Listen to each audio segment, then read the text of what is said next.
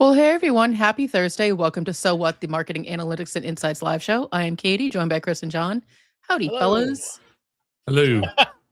Understood. We're at the awkward angle today. I know. Somehow I'm always a little bit caught off guard when I do the introduction. I'm like, because in my brain I'm like, wow, it's already Thursday again. How did that happen? But here we are, and today we're talking about the top 5 use cases of job descriptions.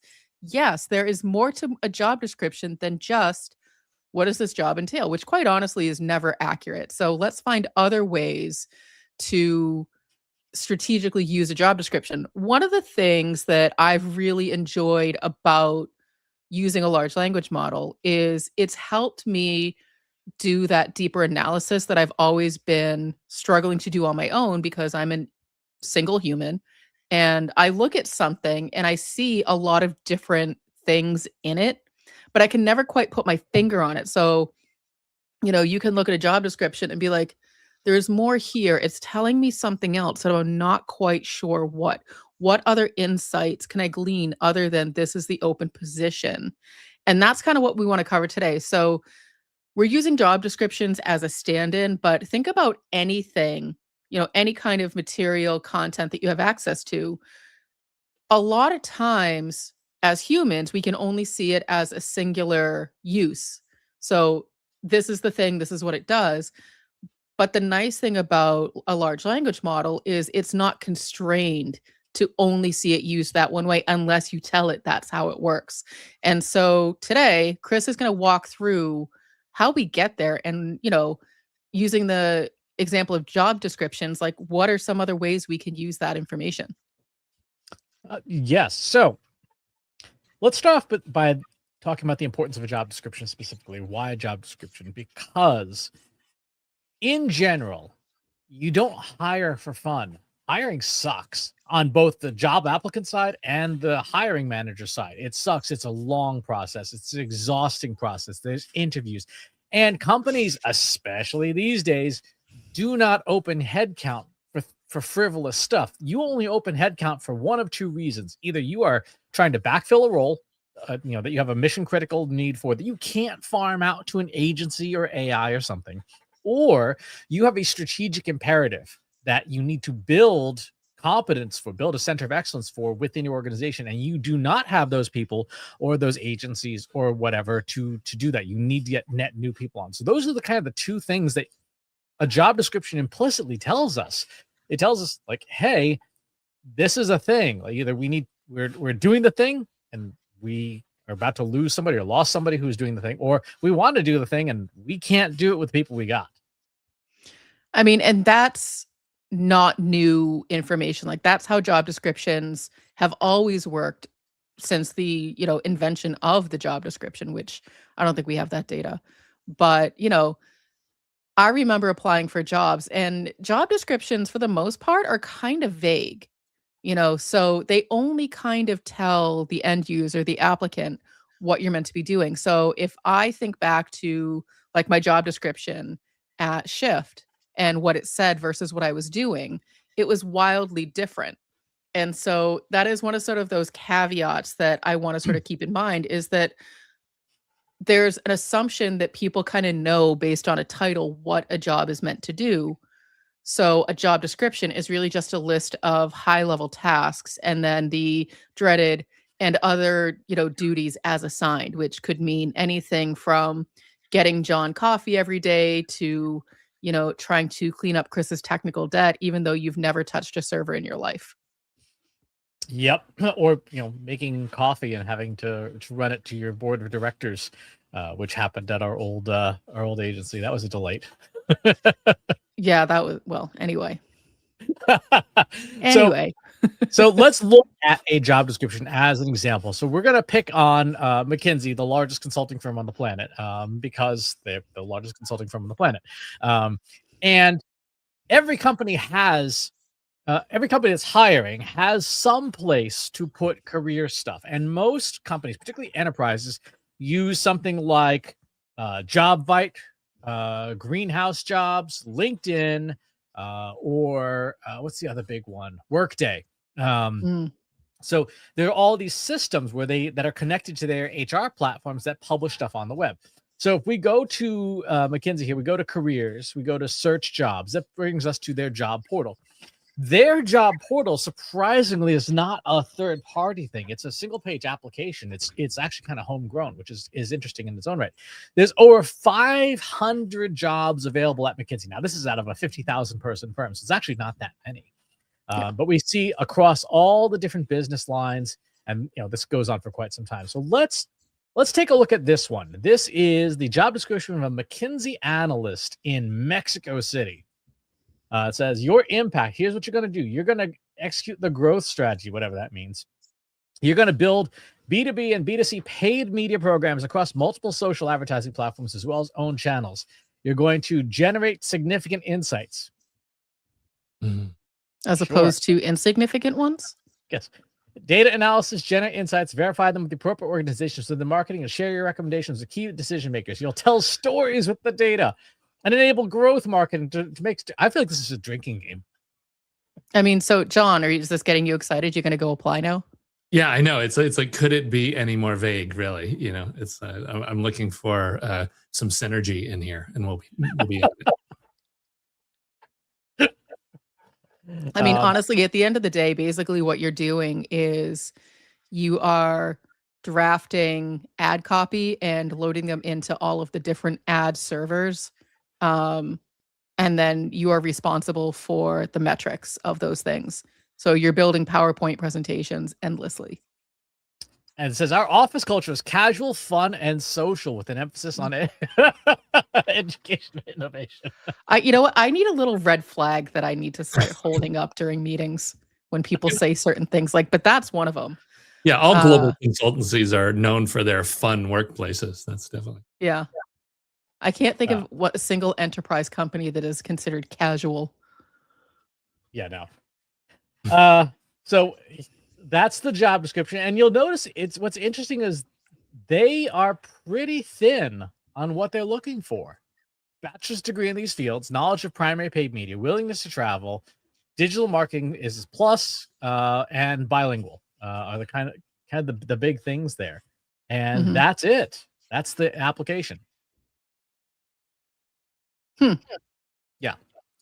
So the first thing go ahead, Katie.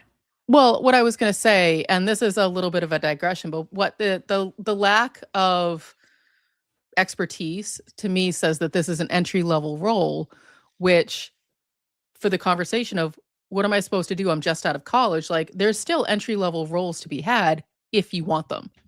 But that's sort of like a digression because they're clearly looking for people who are pretty much fresh out of college because the two plus years experience, quite honestly, a lot of times you can skate by with internships or portfolio projects, things you did in college. You really just have to demonstrate that you know what the thing is. So that's a little bit of a digression. I'll try not to do that too much this episode, but no promises. So the first thing we can do is we can and we should deconstruct a job description into specific tasks. So one of the things that AI, as Katie pointed out at the beginning of the show, is excellent at is because it's language, it can sort of read between the lines to say what's in here. So one of the things that we have, and I believe it is in the Trust Insights Academy, is a job to skill.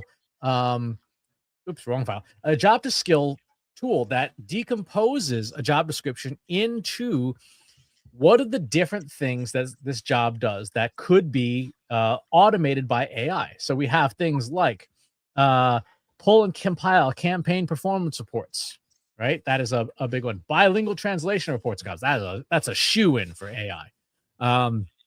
Build and manage B2B and B2C campaigns. Yeah, there's some AI in there for sure. But there's also some integrations. Build and maintain KPI dashboards. That one, very easy for AI. But these top ones here, pulling and creating campaign performance reports and bilingual translation, those are slam dunks for AI. So immediately, just from a single job description, we can decompose it into the tasks because this will help like a job seeker understand what am I actually going to be doing. Because we all agree that description was kind of vague and squishy. Yeah. Well, it tells you not only what you will be doing, but how quickly you need to outpace AI or AI is going to be doing it for you. And so anything color-coded green on here, yeah, you're probably either you're going to be using AI to do that, or you will no longer be doing that at the office. Mm-hmm. Which doesn't leave a whole lot.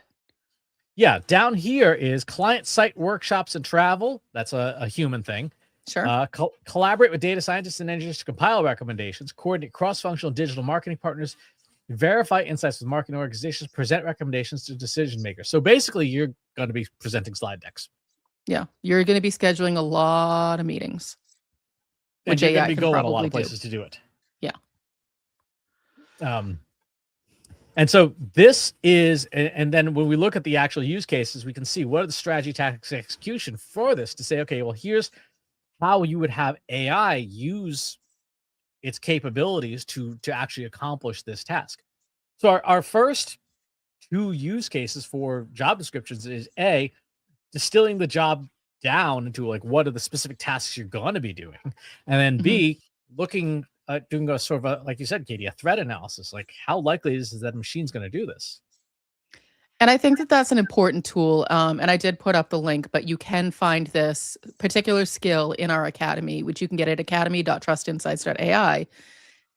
If you're a job seeker, it's a really good use case right now because you might get hired on for a job that you think you're like, oh, this is great. I don't have to keep looking. But like 3 months from now, well, actually, we hired this outside organization to, build in AI efficiencies. And that's 90% of the work that you're doing now. You kind of want to go in with your eyes open to know, like, what's the likelihood? And it gives you an opportunity to really get skilled up on how to build those workflows in AI so that you're the one in control.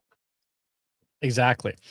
Now, here's another thing that you can learn from job descriptions. You can learn the technology of the organization itself. Like, so in a lot of the time, for example, you'll see it requires knowledge of Word, Excel, PowerPoint, and things like that. So if it's saying Word, Excel, PowerPoint, we automatically know what? We know it's got at least partially It's a Microsoft. job.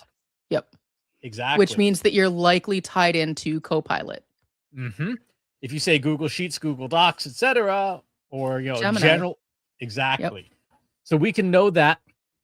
You will know, for example, if they're saying social media paid, you're probably talking LinkedIn ads, Facebook, Meta ads, AdWords. Interestingly, not well. Maybe it depends. Maybe it's Google ads, maybe it's not. But if they're saying social media ads specifically, then it's not Google ads. Yeah, maybe that's true. But it could be YouTube ads. Most like, well, hopefully. But yeah, no, and I think that that's a really important key as well, because that gives an interviewee an opportunity to be prepared for those questions, because those are the inferred questions that you'll likely be asked during the interview. It's like, what's your comfort level with LinkedIn ads? What's your comfort level with Meta ads? What's your comfort level with this? Even though it wasn't explicit, those platforms were not explicitly called out in the job description. If I were a job seeker and I were looking for this particular kind of job, I would find this useful, because then I could go say, okay, so Meta, LinkedIn, Google, so on and so forth, are there certifications that while I'm looking for a job, I can go get to at least say, hey, I've at least opened the platform before and I know the basics of how to navigate it. Because you can learn a lot when you get in there, but if you've never opened the platform before, you're going right to the bottom of the list. Mm-hmm. Now, here's where we start talking about not one job ad, but if we look at this list here, there's 572 of these things. If you wanted to, and I do, you can take a tool like Claude Code and say, build me the Python code necessary to extract all 572 job descriptions. And you go back and forth with Claude, and it'll say, great, let me help you design a database to store them all in and stuff like that. And then what you can start doing is start gluing together the different things, the different aspects. So I did this this morning. I had Claude take one of our existing scraping tools and modify it specifically for McKinsey's website, because McKinsey's got its own sort of custom rolled job board. It's not JobVite. It's not the other one. So I didn't have my existing templates didn't work. But when you do that, and then you start saying, well, hey, what does the MarTech at McKinsey look like based on all the job ads? What you end up with is a 5-layer sandwich of marketing and commercial applications, their agentic AI product layer, their data science layer, their cloud and DevOps, what technologies are mentioned in their job ads, enterprise platforms, and their BI. So at McKinsey, based on their job ads, they definitely use Gen AI. It looks like they've for sure got their own RAG databases of some kind. They're using LangChain, they're using vector databases. So they're building their own MarTech to a degree. They've got a lot of Python and a lot of SQL. They've got some Airflow. They've got some PyTorch, but it's very much a Python shop. They have a lot of AWS and Azure and GCP, which is unusual until you realize that's not for them. That's because their big enterprise clients all use those platforms. Right. You have McKinsey ID, the McKinsey internal platform, the Lilly, their internal AI. They've got Okta, SAP, they've got HANA. And so that almost certainly means that is their ERP and their CRM is SAP. ServiceNow for their internal ticketing, and then Tableau and Power BI. Now, Power BI combined with these other things in here, plus Azure, tells me they're almost certainly a Microsoft shop. Mm-hmm. It reminds me when I started working with you a decade ago, Chris, there was a plugin that you would use, not a plugin, a Chrome extension that you would use. And I think it was called Built With. And so I want to sort of, for people who are like, wow, you really did a deep dive on McKinsey. This is not a new thing, not a new technique that companies do to sort of understand the competitors. And McKinsey is way out of our reach. They'll probably never see any of this. But this is all based on publicly available information from their website. And what we're showing is just a different way to do the same kind of analysis that marketers and sales folks have been doing for decades. So Built With, you used to be able to scan someone's website and get roughly, this kind of information of like what's in their tech stack. And so I think if I remember correctly, Chris, it was limited to things like what pixels or integrations were within the website. So it wasn't a full picture, whereas this is just another version of that, but it's based on what they're listing in terms of their roles and responsibilities needs. We're inferring what systems they likely have. Exactly. If you wanted to add that in and you wanted to do it yourself and you didn't want to pay for the premium version of Built With, it's actually relatively easy to do. If you go to the McKinsey website, maybe you go to the homepage, or ideally go into some page where there's a conversion form of some kind, go to View, go to Developer, turn on Developer Tools, make sure it's set to the Network tab, and refresh it. You can see all of the MarTech that just fired when I clicked on that. And if I scroll down here and I go to the form, now if I download this file, this is a great big honking data file that tells me what happened when I loaded the McKinsey website. This thing is 15 megabytes and it's all in JSON format. You and I ain't going to read this. No. However, we can hand this to a Claude Code or Claude Cowork or the AI tool of your choice and say, using JQ, which is a JSON querying tool, take this audit file apart and tell me what marketing technology was in operation when I was on this form on McKinsey's website. And I think that that's useful just to know, again, this is all publicly available. Every website has the option to take a look at and view it that way. But when you're looking at using the job descriptions to infer that information, this is a good way to just double check that the information that the job descriptions, as we know, are vague, is that you're inferring is roughly accurate. So you're never going to get the full 100% picture. But, I think about, people like you, John, who do biz dev, and you might look at that tech stack and be like, wow, Trust Insights has expertise in like 80% of those things. Like maybe they need help cleaning up their data, or maybe they need help like integrating things. It might be worth a pitch because we can credibly say, hey, here's our 10 case studies that speak to all of these different technologies that we can help you with. Like, I can see that being a way to use the data that you extracted from the job descriptions. You hand it off to your sales team and like, go after the companies that match our expertise. Yeah, to be able to get a profile of what's in there, it just sets up a bunch of discussions as far as, okay, we know they're going to have this set of problems because they're, insert your hated CRM system here. And, there's a whole bunch of things. And also Built With is still doing their thing. I get emails from them. They still are saying, hey, we can find these people for you. So, but the thing that's jaw dropping to me though, is 15 megabytes. I mean, what the heck happened to Google mobile data speed? I mean, that is just a berserk amount of data to be going through a form like that. But again, you're a consulting house and you're building your own form, so who cares? They're not. And the other one was, I did see on the list there that SEO does not show up as part of their stack or their analysis. So they're literally, SEO doesn't matter anymore. We're giving that one up. Well, it basically says they're not hiring for it, so it's likely that they have those capabilities, or they've partially outsourced those capabilities. This tells us either where they've got a shortfall in their staffing, or they desperately need to expand their capabilities. Just by looking at this alone, I would look at this and go, knowing who their clients are, literally the biggest companies and organizations on the planet, they're trying to grow their expertise or to grow their client, forward deployed engineering team, to be able to drop anybody into a client and say, okay, we've got this engineer or this analyst who can come in and work within your Google Cloud to connect it to their system. Their system is called Quantum Black.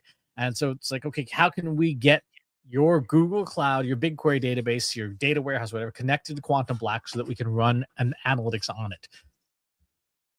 It makes sense. And so again, I just sort of see those as, I think about it from the lens of someone like John. It's just a huge opportunity. Like, they can keep hiring, or they can hire, a agency to just like hit the ground running and handle it. Like, there's a lot of opportunity there for someone like us to sort of step in and be like, hey, we do that. And we're not going to cost you the overhead of, health benefits and all that sort of stuff.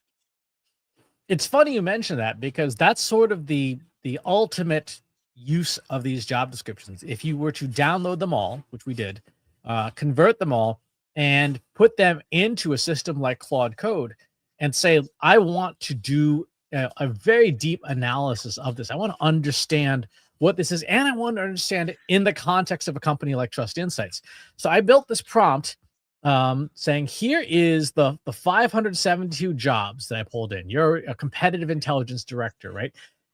Here's some information on how that file is formatted. Here is everything you need to know about Trust Insights, which I got off of our About page off the website because it's the most current version. And then my core thesis is that companies hire based on need, and the major needs are either backfill or expand. Now, to think this through, we instruct it to use nothing less than the 5P framework by Trust Insights.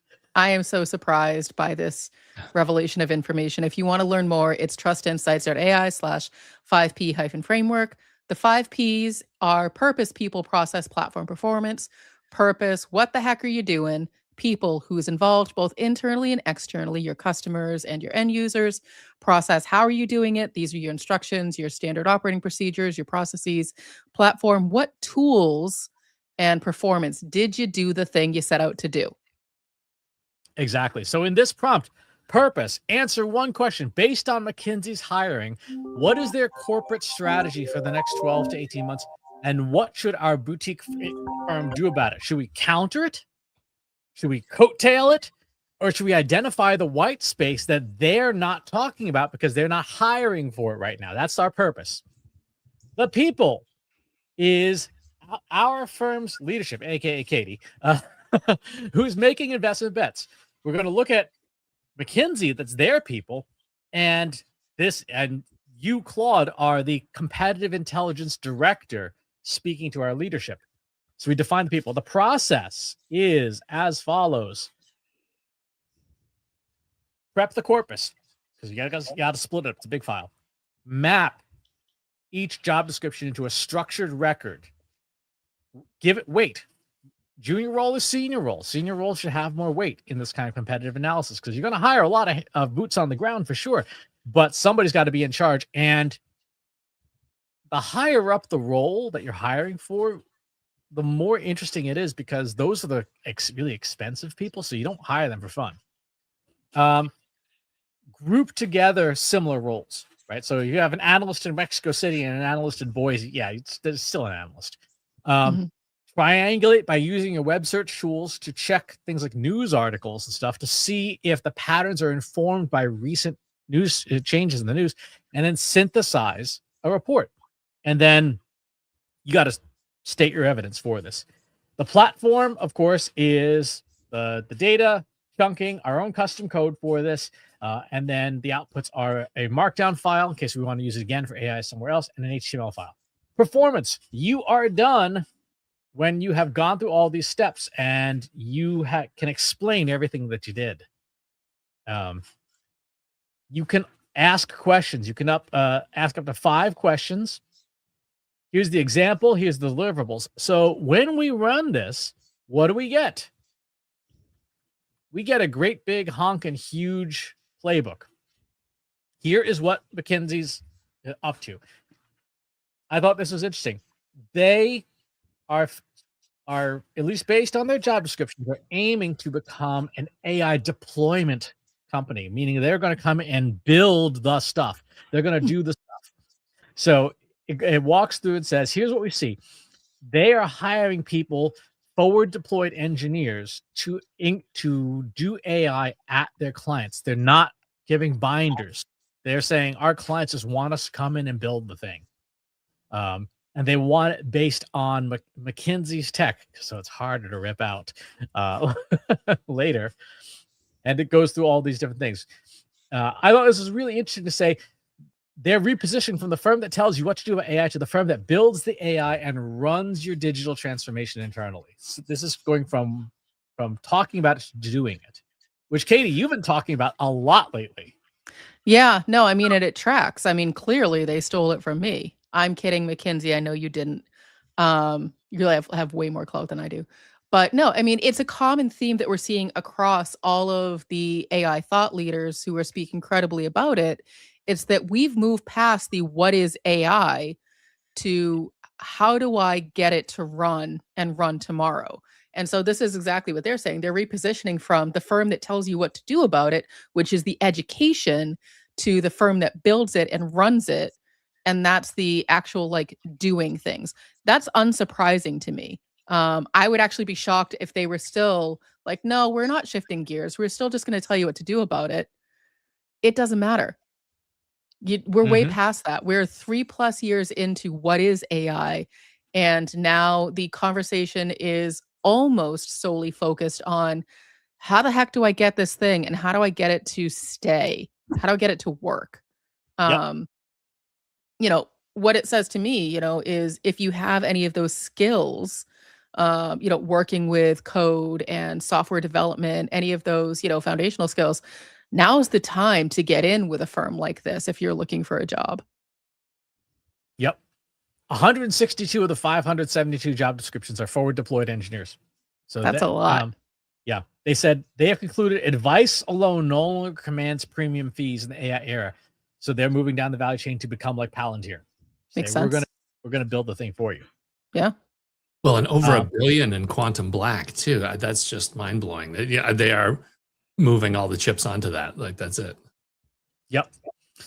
Shift 2, they are changing their internal structure. So they are basically ditching their junior roles, junior research and back office, in favor of engineers, right? So the huge corpus of, you know, junior analysts, of course, AI tooling, their internal platform, Lily, 500,000 prompts a month, according to web research. Yeah, all of those junior, you know, PowerPoint jockey roles are going away, and they're replacing them with engineering roles. Which makes sense. I mean, we talk about the value of doing deep research and how to get started with it. That's actually our casino framework. But if you think about the resources that, this is our casino, trustinsights.ai/casino.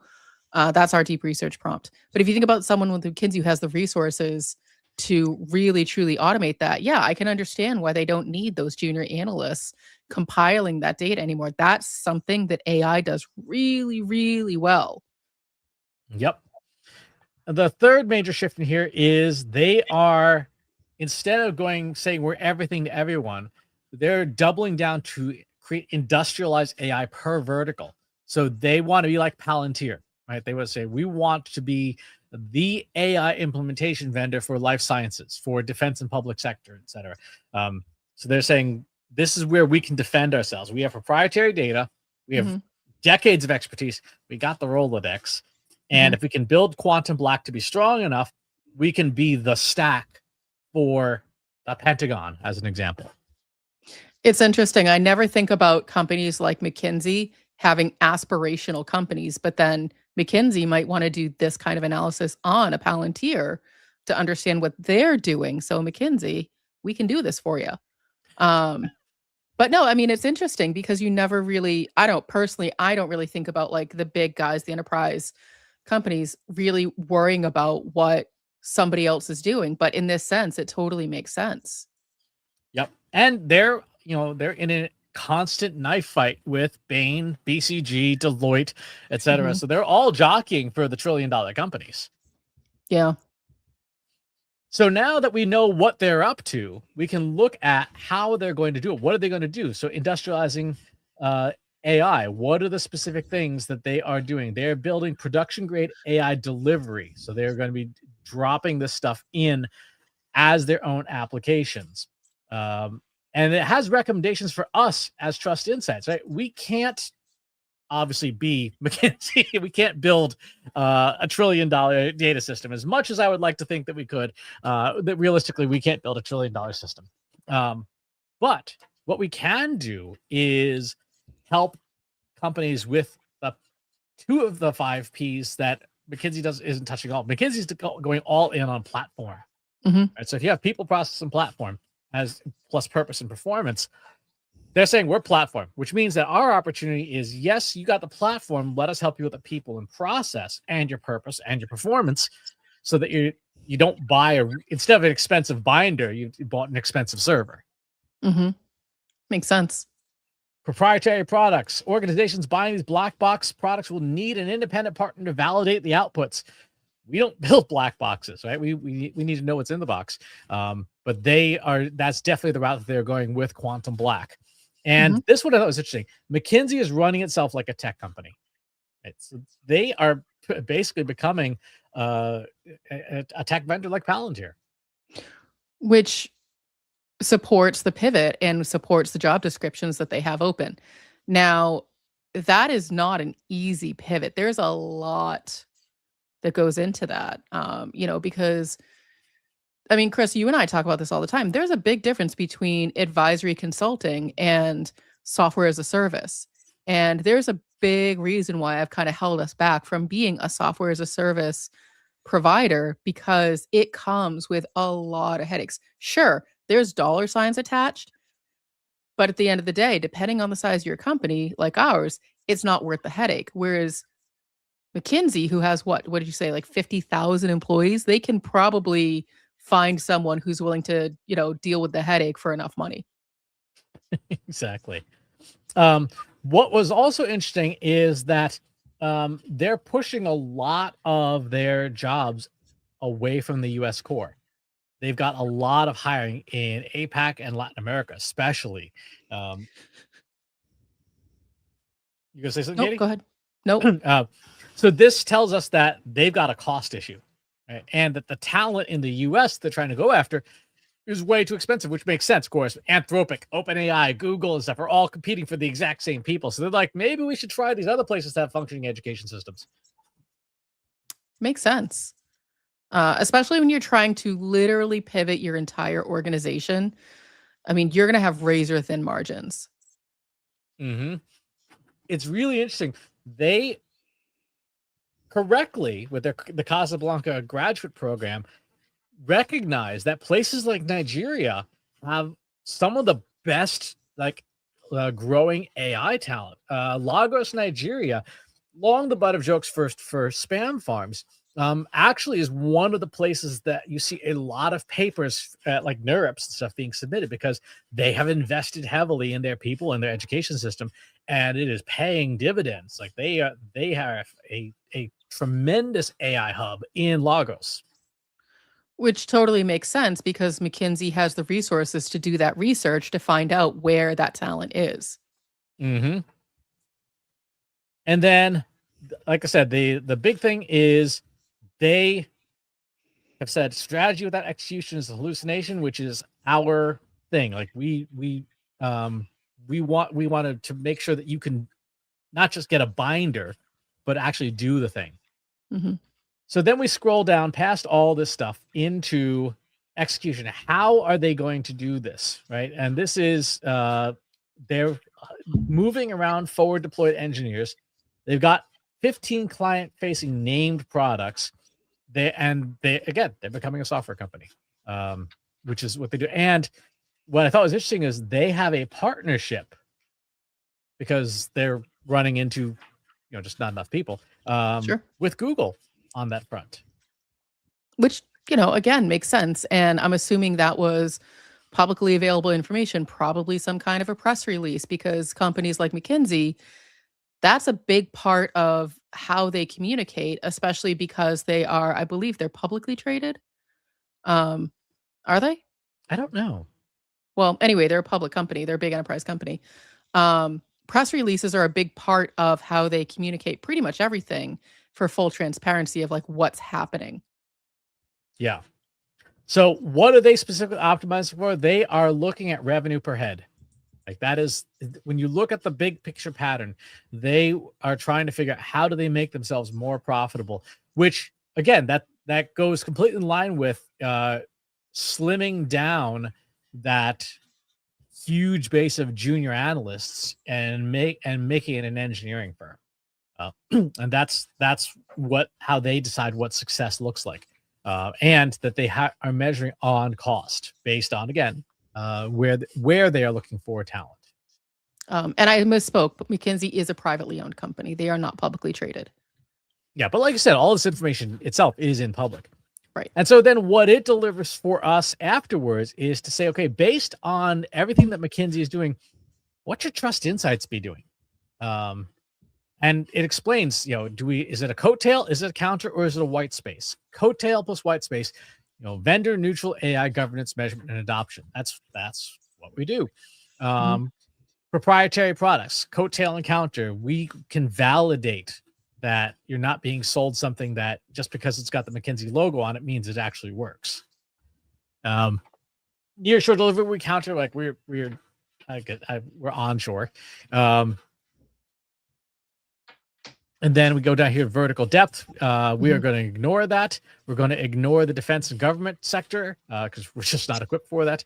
And productizing AI governance and AI literacy via the 5P framework for the mid-market. And this one is a huge part because if you think about a company, for example, like Palantir has, what's the name of their model? They have a targeting model. Is it Midas?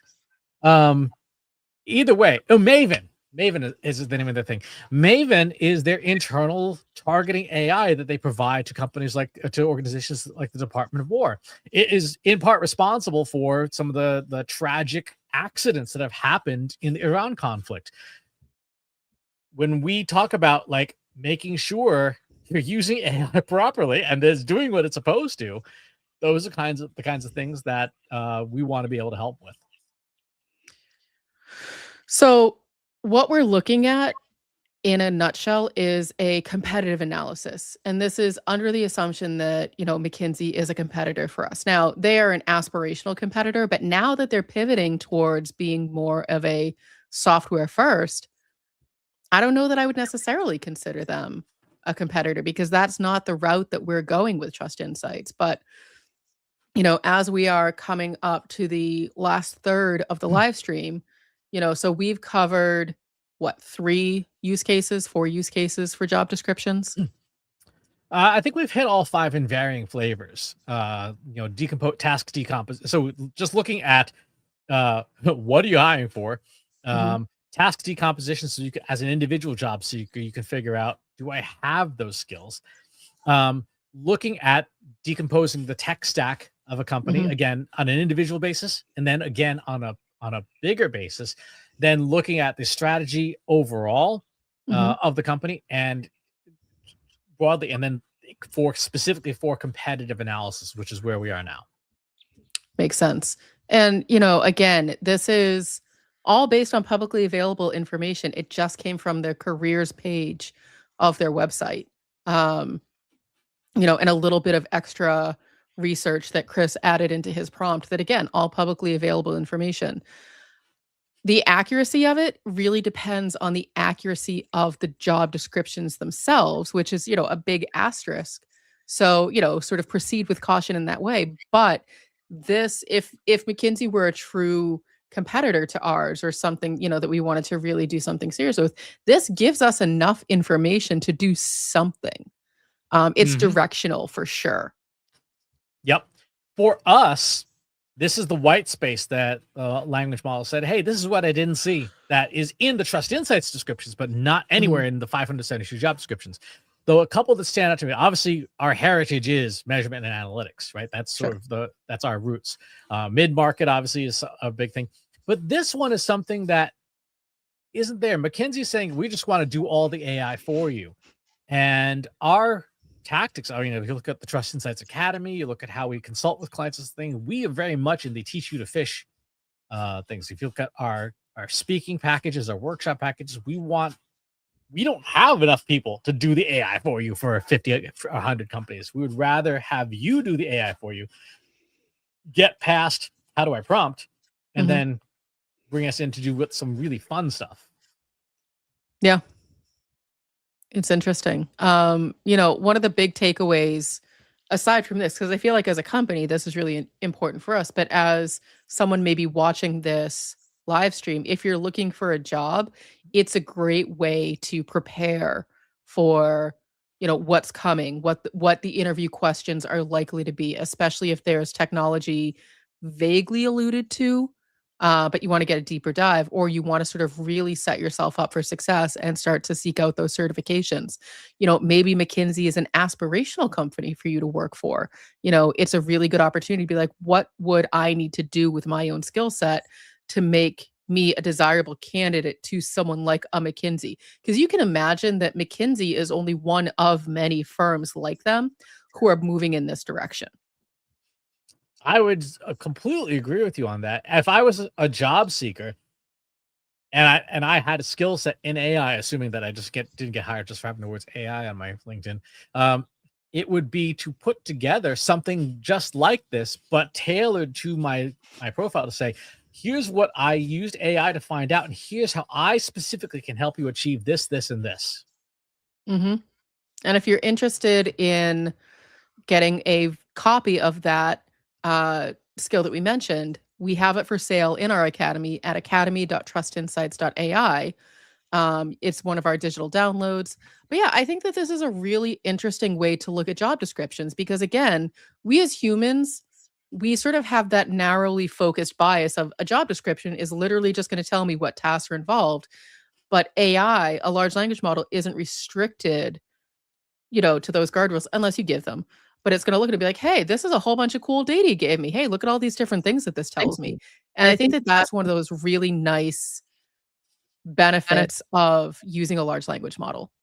Oh yeah, totally. And when we think about strategy, right, we're thinking about the why. Why are we doing anything? Nothing tells you the why. Like, hey, we're about to spend tens of thousands of dollars on a person to sit in this seat. Right. And so if we can get the data, which today's AI tools can help you do, if you have an opinionated take on that data, that you have the tools process, with that lens, and you have your 5 Ps all mapped out, you can do some pretty darn cool stuff. There's a stuff above and beyond this that we're probably going to take for ourselves to work on. But for everybody, if you work at a company and you're like, what are my competitors up to? This is how to do it, right? Mhm. If you're saying, how in danger is my job? This is how to do it. Mhm. If you're saying, should I acquire this company? How, what kinds of tasks, what are they hiring for? What do they think their strategic priorities are? This is how to do it. If you Mhm. are merging companies together, you take all the job descriptions and you say, well, what, not only we're going to consolidate headcount, but we're also going to rationalize and say how many tasks can we unload across the portfolio to AI so that we can make the most of the people we have. What McKinsey's doing, which is trying to up level value per headcount. This is how you do it. And if you want to learn how to do it, go to trustinsights.ai/contact and talk with a real human being, John Wall. He will be there to answer your email, but also to tell you all about what you can actually do with this one simple function of our job to AI skill. Chris, as you mentioned, we scratched the surface of the possibilities, but with large language models, I think one of the things that you said is really the limitation is only your own imagination. And this is proving that point. So we look at a job description like, oh, this is what the tasks are. Large language models like, hey, here's the 20 different things I can do with this data. Which one do you want to start with? And I think that that's fantastic. Exactly. John, any final thoughts? Again, give us a call if you want to dig in more to this, because as far as a strategic window, it's fantastic. To be able to, there's no way you're going to comb through thousands of job descriptions manually and figure out what's going on. So this is the use case that can give you a map of where the opponents are going to, and there's no substitute for that. I mean, for clarity, Katie gave me the guidance about which company we were going to cover on the live stream this morning at 9:30 a.m. So in the last 4 hours, we were able to get AI to. Now, granted, we had a lot of it pre-existing code. We had our own web scrapers and stuff pre-existing and all that stuff. But just in terms of getting the data and processing it, we were able to come up with something in less than half a day. Which is why you should hire us to do this for you. Operator standing by. Yes. Yeah. John Wall, he's got his switchboard ready. I know. Anyway. I think we're done. I think we're done. Thanks, everyone. We will talk to you all on the next one. Thanks for watching today. Be sure to subscribe to our show wherever you're watching it.